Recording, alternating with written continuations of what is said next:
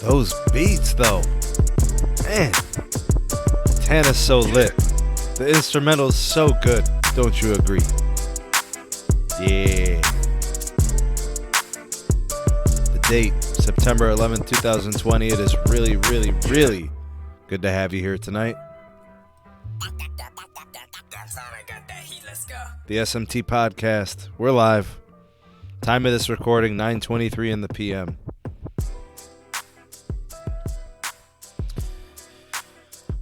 We got 64 watching live. It is excellent to have you. 65. Just got an update there. Yeah, we got some stuff to discuss. For those of you that like these podcasts, maybe you like audio only. Maybe you don't need the whole video thing. Maybe you don't need to see my grill all up in your face. The audio-only podcast is available on all major podcast platforms. We're on Apple. We're on Google, Anchor, Spotify, Breaker, Pocket Cast. We're on all of them.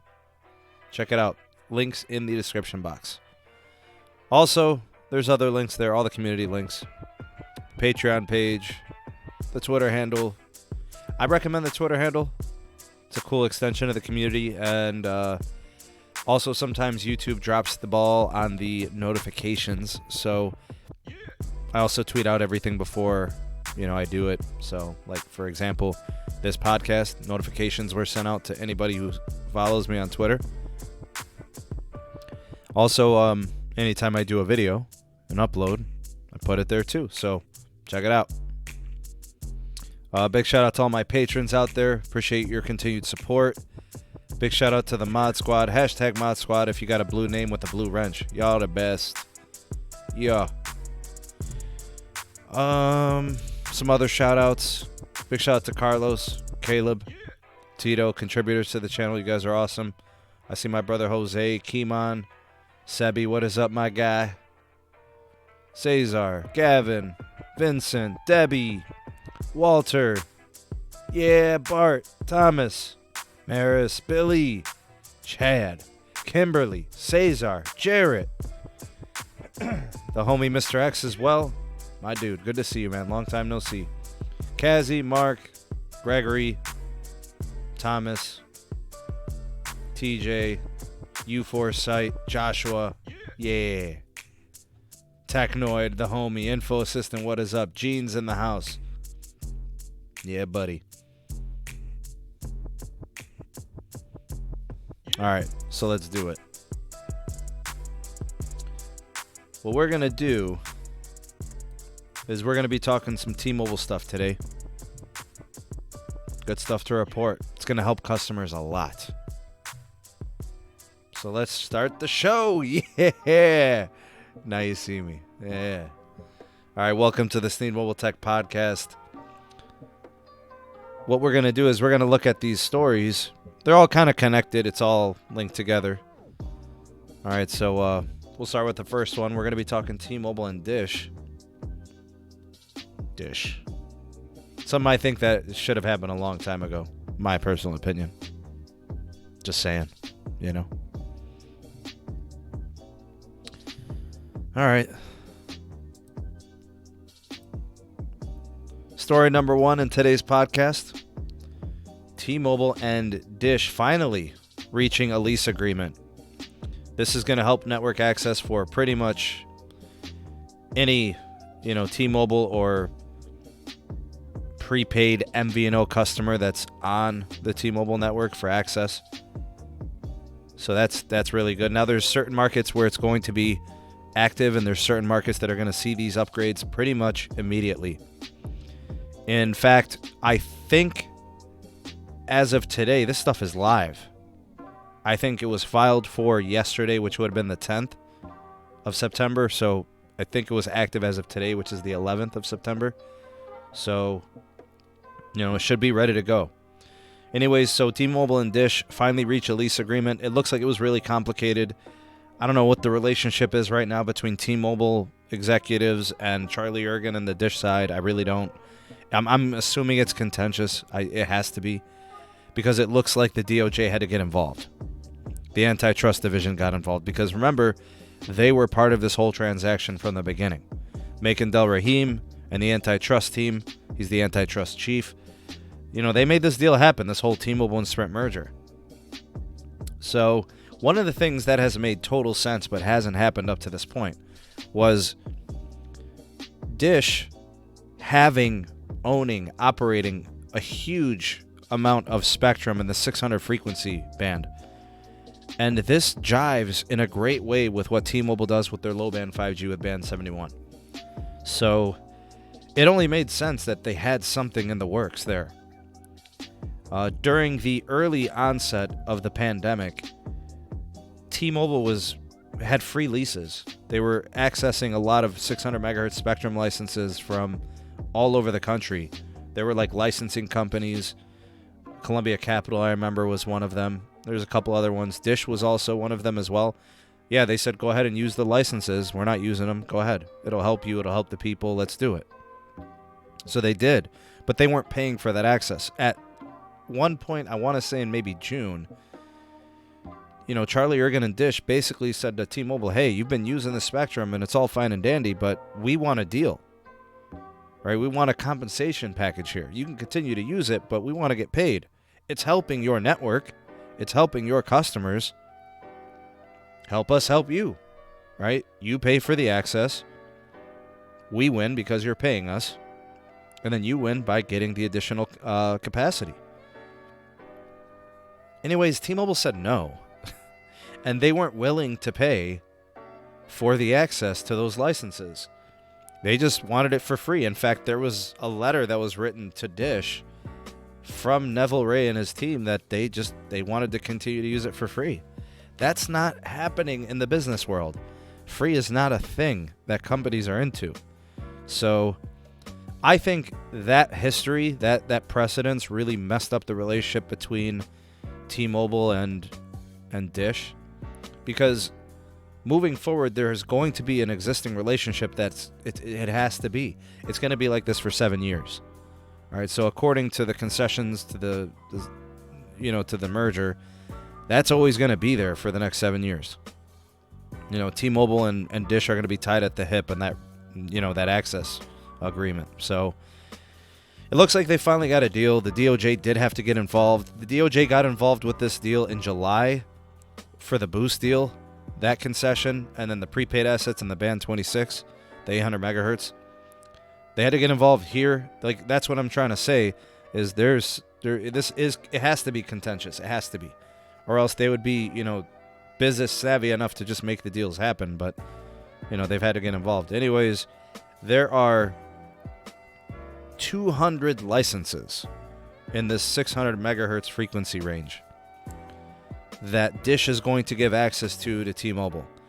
14 of those 200 are in large metropolitan markets here in the U.S.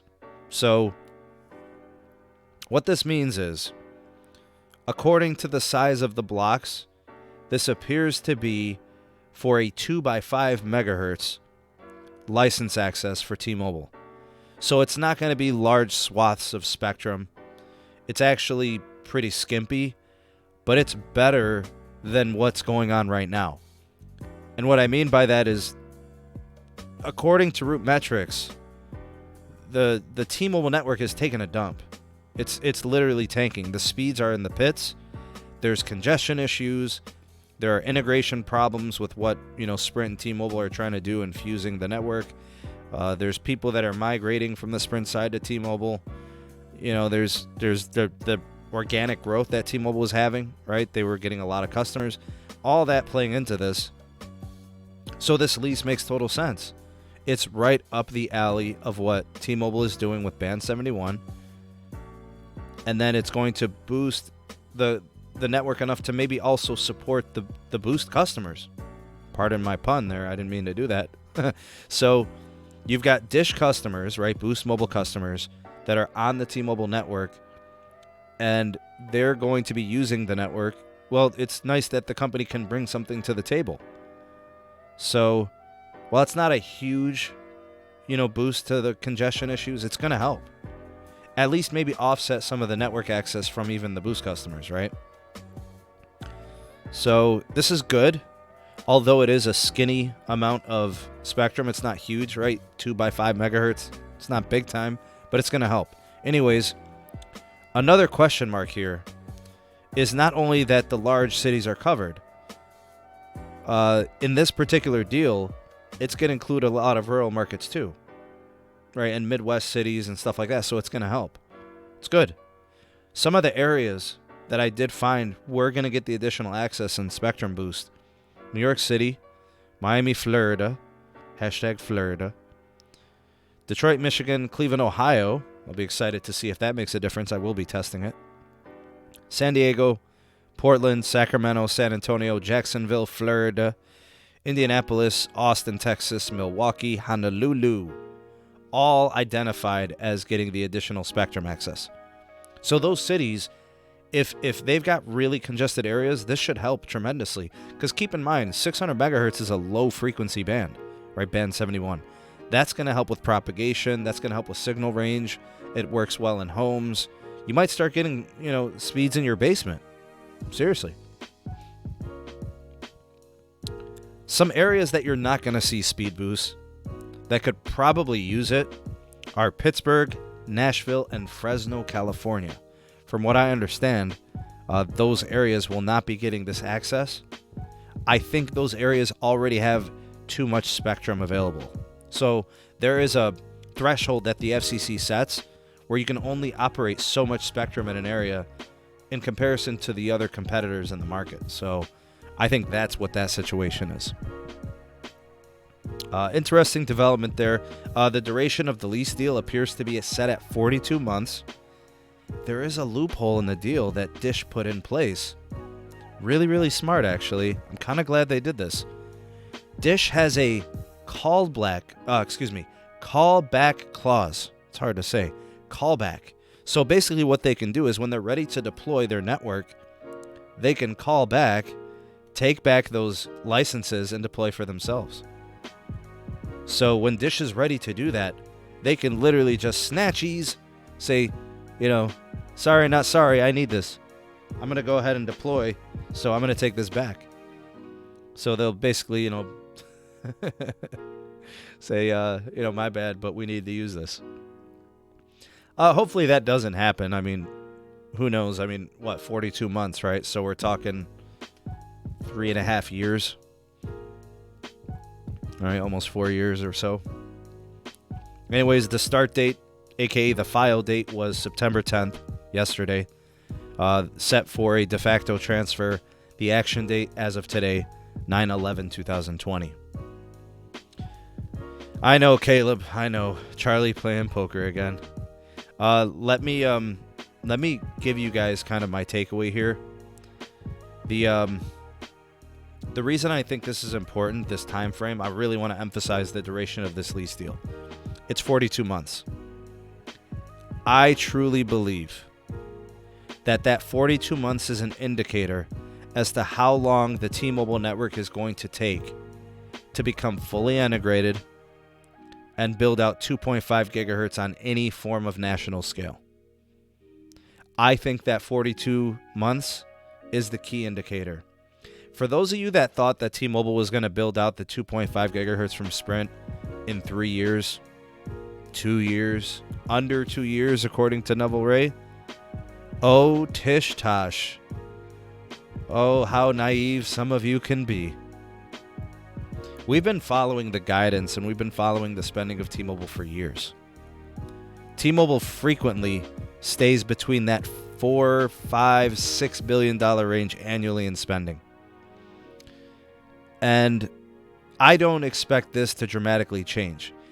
If they were spending $6.5 billion over the last couple of years annually, and Sprint was spending like $4.5 billion, that puts it at about a $10 or $11 billion capex if you were just going to take the sum of the parts, right? So 6.5 from T-Mobile, 4.5 from Sprint, 10, 11 billion, right?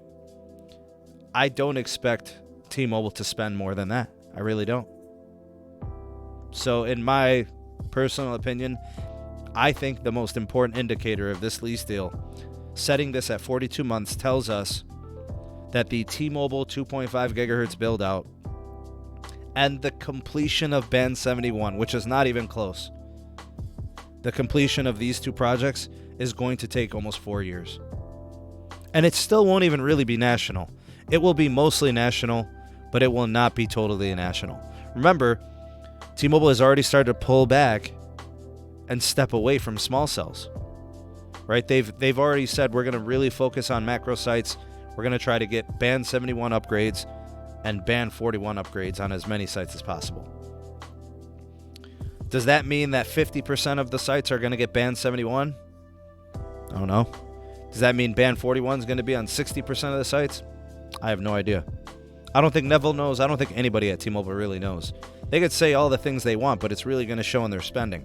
The reason why AT&T has completely renovated its network to the point where it's almost not even recognizable anymore is because they spent $20+ billion in consecutive years. The fact that Verizon continues to offer the best experience in wireless nationally, they've got capacity when they shouldn't. They put a tower site every mile and a half. They got small cells everywhere. They've got millimeter wave in areas that could use it. It's all about execution. They seem to be doing it. Ronald brings up the point, in 4 years, AT&T and Verizon will be testing 6G. Facts.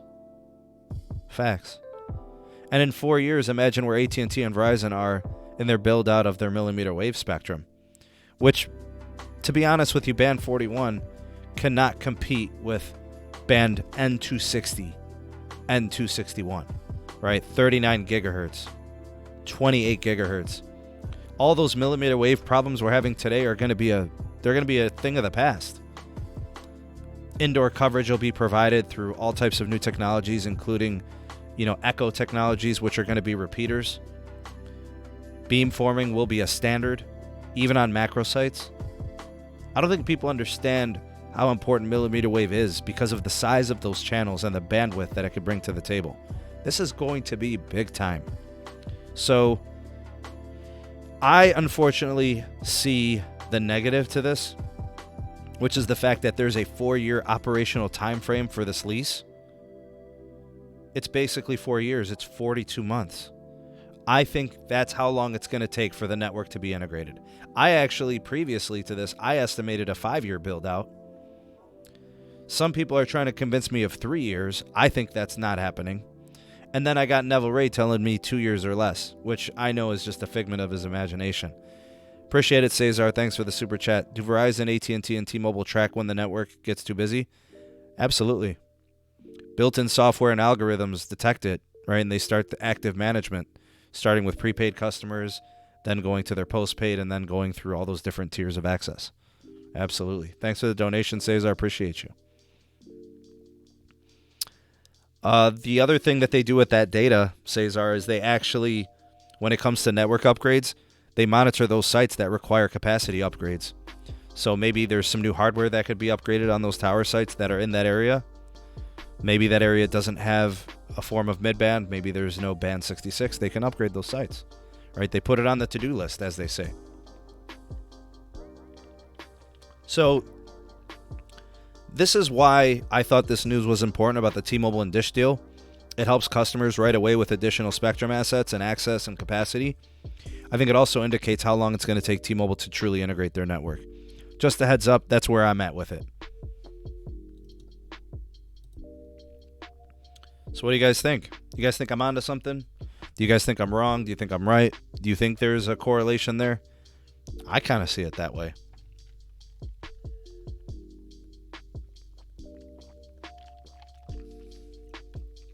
Brother gets thirsty,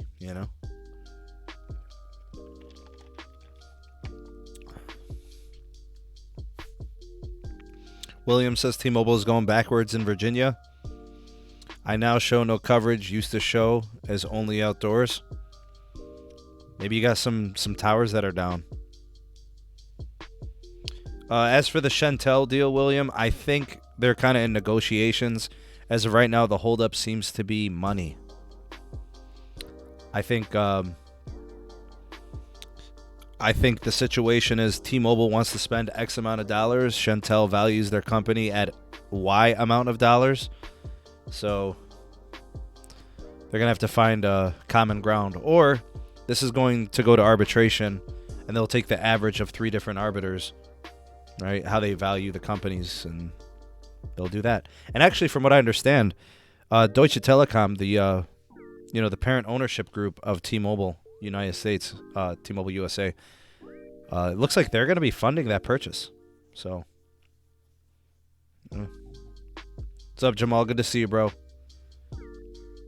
Hey, Jose, thanks for the super chat, brother. Yeah. Hey, Todd, good to see you, man. Arthur. All right, let's move on to this next story. Story number 2 in today's episode. I would like to give a special shout out to Sebi, my dude, my brother from another. You know, me and Sebi have some really good conversations. You know, we kind of chatted up a little bit last couple of days, kind of discussing, you know, the direction of T-Mobile and the network and things like that. And he shared some stuff with me in talking to Carlos as well as some, you know, engineers in the field and whatnot. It looks like some things are happening over on the T-Mobile network that should really help T-Mobile customers. It's probably not going to help Sprint customers, right? It's not going to affect them negatively or anything like that from what I can see. But I'm starting to get screenshots and images from subscribers on my channel, the gentleman that I just named, as well viewers. T-Mobile native access now connecting to elements of the Sprint network. What we're seeing is customers are auto-switching to Sprint Band 25, Band 26, and Band 41. The big one here is going to be Band 41. Jamaal, thank you for the monster super chat, brother. I really do appreciate that, man. That's very kind of you. Looks like Jamaal hit the lottery and he wanted to make a donation. Thanks, Jamaal. Appreciate you, bro. No comment, no question. He just wanted to be kind and generous and donate. So I appreciate it very much. That one's going to hurt. I'm going to have to go into the sock drawer for Yasmin and drop that one in the piggy bank. Thanks, Jamaal, man. Very kind of you. Jamaal's been a big supporter of the channel for years. One of my early subscribers and one of my first patrons. He's been supporting me forever, so appreciate you, man. Back to the story. So the access, the auto switching to the Sprint bands. And Gene, thank you for the super chat. It looks like the floodgates have opened for donations. Thank you, guys. Gene always supporting, man. Very kind and generous of you also. So shout out to Jose, Gene, and Jamaal for your donations. The data roaming setting has to be activated, obviously. You've got to have that on. So if you go into your cellular connections, if you get to your access, go ahead and turn on the roaming if you haven't had it on. So you turn that on, and then it should automatically be switching between native T-Mobile network access and also the Sprint bands, the Sprint access. So where this comes into play is that you may not be getting any type of special carrier aggregation with Band 41, but if even you connect to just one carrier, right? So Band 41, 20 megahertz, for example, that's going to completely change your speeds, right? You'll connect to a Sprint tower, a Sprint site. You get access to that connection. You may see a huge boost in downlink, which means you'll get better resolution playback on your video. Sending and receive files will be much better. I don't see multi-channel aggregation from the screenshots, but maybe that's happening on certain sites. I don't know. But hey, a win's a win. You know, this is great. It's a nice speed boost. It really is. This is going to help some people. This roaming is really important. Let me tell you why. I'm going to say this again because I have to drive the point home. The T-Mobile network is tanking. People have been indicating to me, viewers, subscribers. I've been following the story on Twitter. People are sharing screenshots. I'm getting DMs. I'm getting emails. Everybody's showing me T-Mobile is tanking. I looked at the Root Metrics report. T-Mobile went to last place. even falling below Sprint, who actually basically has given up, right, this year until the merger. The network has been atrocious in so many markets under so many congested conditions. Sebi, thanks for the super chat, brother. Appreciate it, man. The network problems that are happening have shown themselves in customers' experiences, in route metrics scores, the speeds, the download speeds, the reliability. All right, it goes on and on. I think that T-Mobile and Neville Rayz specifically have been reluctant to backtrack, and they've been reluctant to give T-Mobile customers access to that spectrum unnecessarily, but I think it got to the point where they had to do it. So he had to pivot, which I'm glad he did, because if it would have stayed this way, who knows how bad the network would have gotten, because customer data demands have only increased.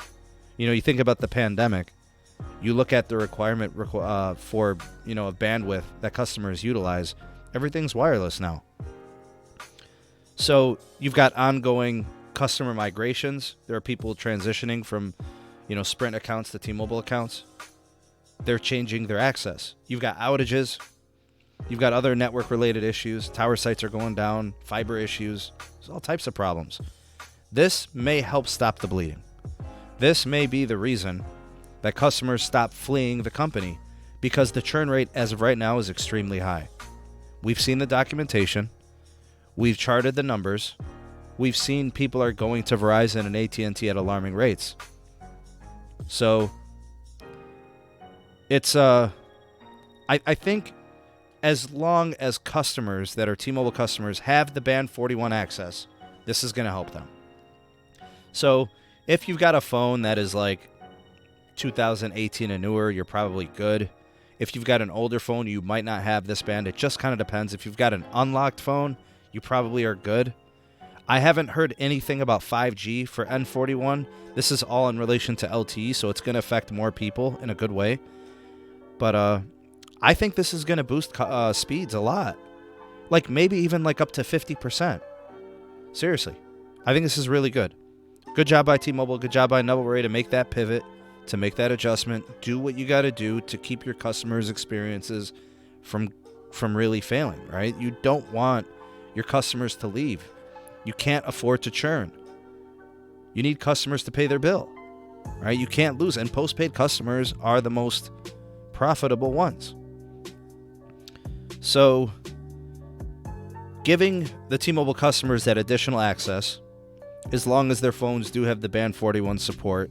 Again, I have nobody's indicated anything about N41, so this is all LTE talk. Although T-Mobile did have to backtrack, although they did do something they probably didn't want to do, it's all part of this growing pains experience, right? The merger integrations, the network pains. The churn is high. You've got a lot of disgruntled T-Mobile customers. There's a lot of disgruntled Sprint customers. This should help a lot of that. All right, so it was just a quick couple of stories. I hope, you guys got to kind of take in, what's going on with the T-Mobile network. It's complicated, it's dynamic, it changes all the time, and it's unpredictable. And that's kind of how things are with mergers.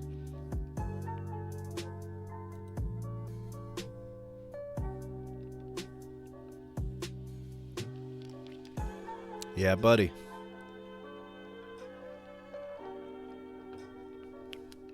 What's up, Darius? Hey, Paul with the super chat. Thanks, brother. Man, we've already been on for 32 minutes. Time flies, man.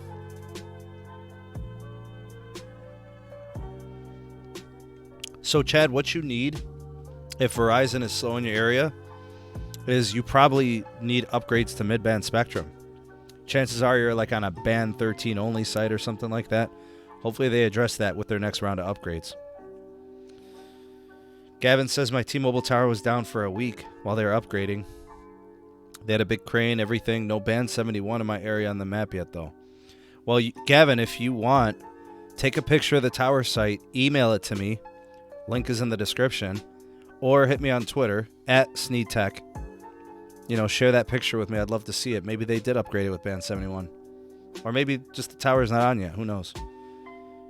Hey, Barry. What's going on, man? Hey, big shout out to Barry. Huge supporter and viewer on the channel. Watches all the episodes, comments all the times. Appreciate the interaction, man. Not allowing T-Mobile customers to use Sprint towers from day one was it was idiotic. That was a big mistake. I know the end game is to move all the gear from Sprint sites to T-Mobile sites. I knew eventually they had to do it. But, maybe they should have waited till the end of the year. Start upgrading some of the native sites, so that way when they do start migrating customers and stuff, it can handle it, right? So I think they've dropped the ball on it too. I think they've had to backtrack a few different things. So I agree. Some mistakes. Info Assistant says, I wonder what stopped T-Mobile from doing this roaming on day one. Not really thinking it was going to be a big deal. If they really thought their network was going to be able to support 2 companies worth of customers, I don't know what to tell them. They were naive. You really think that a wireless operator would know better? Band 66? Is it Band 66 only? Because, if they have Band 5 there, if they've got Band 13, hopefully you get that stuff too.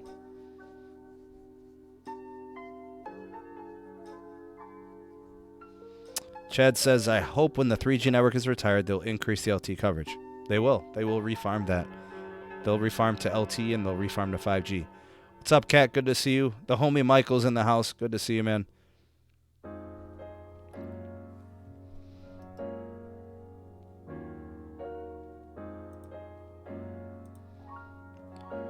AT&T recently upgraded the tower on my job site. I went from 120 to 300 megs. Impressive. What's up, Trailboy Gaming?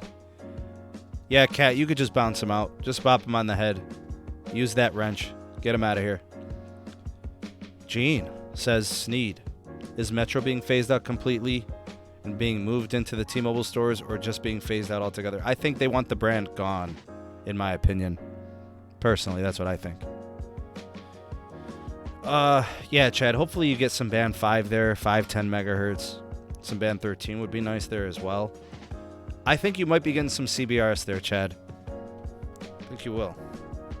I don't know what your market is, but it's possible. What's up, Frank?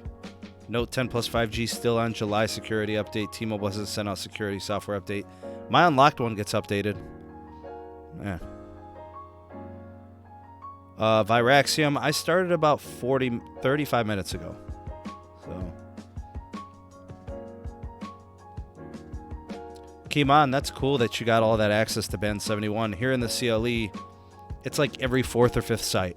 So I don't see much of it. You must be in a kind of a rural area, maybe? William says T-Mobile's full of themselves. They sure act like it. Maybe behind closed doors, they're a little more humble. But publicly, they try to let on. It's always a show. What's up, Georgie? Oh, Kathy, you're not a mod? What? That needs to change. That needs to change. Kathy, you have been knighted. You are now a moderator on this channel. I trust ye with the hammereth. Drop the hammer on whoever you like. What's up, Bobby? Sebi says, I don't think Metro will be killed. Well, it's going to be de-emphasized. I think we can agree on that.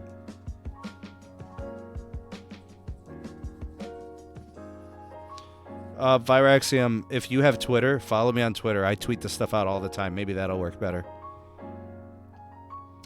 Mark says, in addition to being a Sprint customer, I'm also a Metro by T-Mobile customer. Interesting. Info Assistant says, my Band 2 was upgraded to 15 megahertz. Nice. Up from 10. Speeds for that band went from 40 to 60 megs. Sounds about right. It's a nice upgrade, man. So now you probably will never buffer, even during, high levels of usage. Hey, my brother Alka. What's up, Alex? Good to see you, man. Gene's in the house. Magenta caca. Well, you're funny, man. Dalvin says, can we do more route metrics?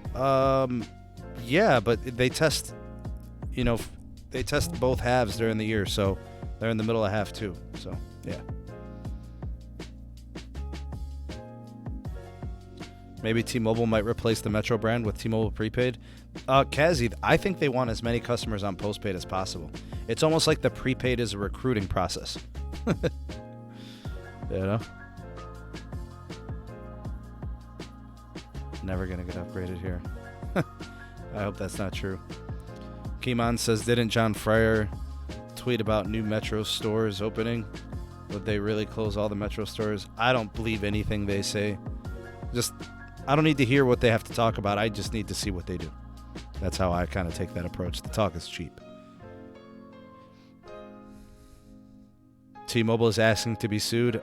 They're asking for trouble. They're definitely playing with fire. Totally. Georgie, I really hope that T-Mobile does not end up like Sprint. They can't really, because, I mean, we need more carriers. You know, we need the competition. So, can't have that.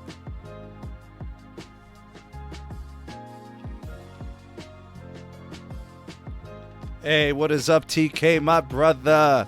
Shout out to TK's Garage. If you guys are looking for an auto channel, I highly recommend TK's Garage. Check it out. Subscribe. Watch some videos.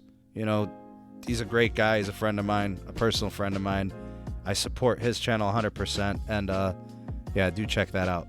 TK, thanks for the super chat, man. Metro is on life support. Oh, man. You know those dealers are pissed, TK. They're kind of getting shafted, man.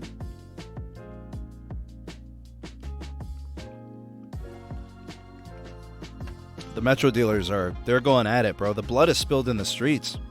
I don't know if you're following it, TK, but there's a lot going on. And it's public. John Fryer, executive team at T-Mobile, the Metro dealers, I mean, they're starting to band together.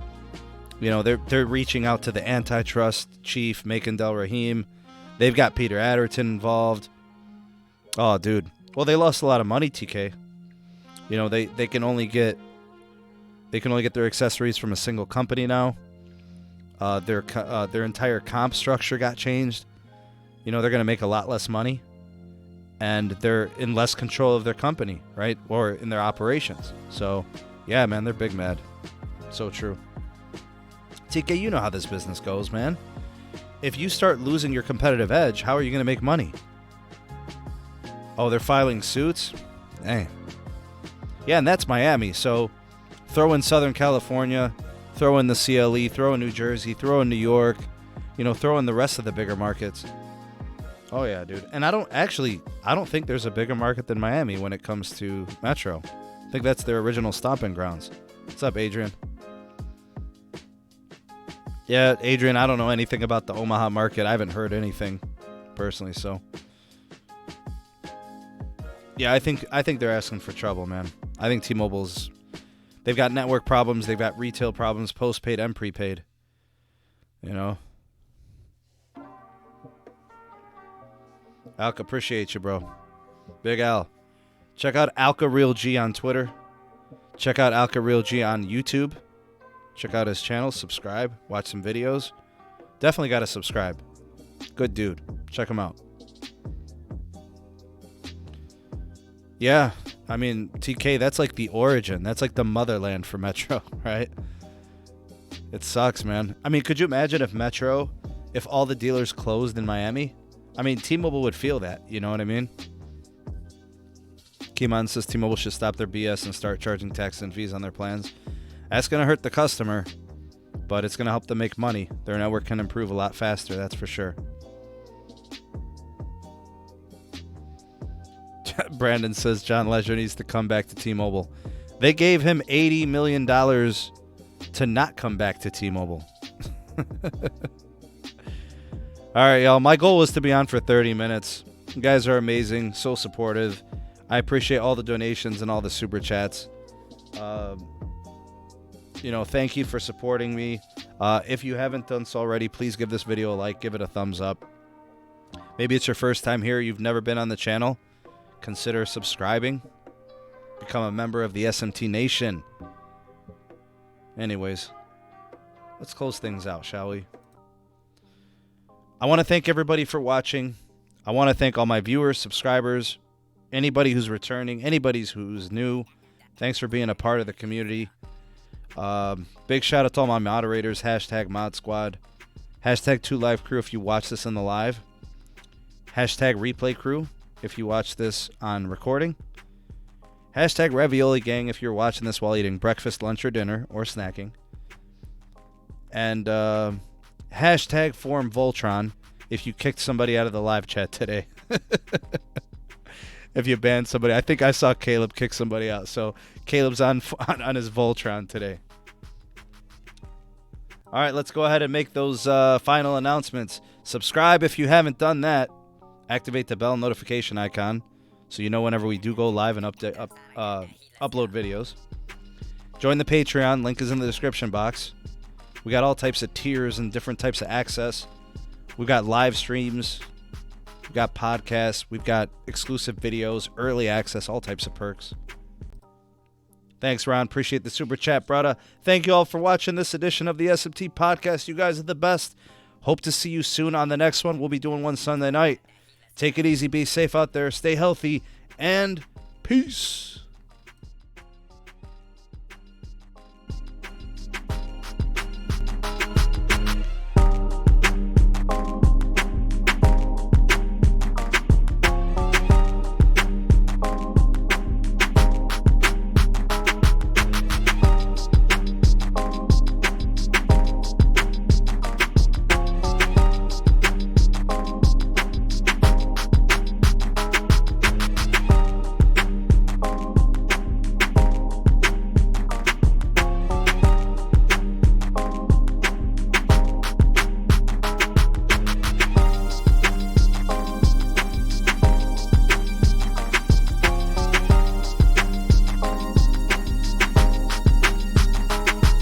Yeah.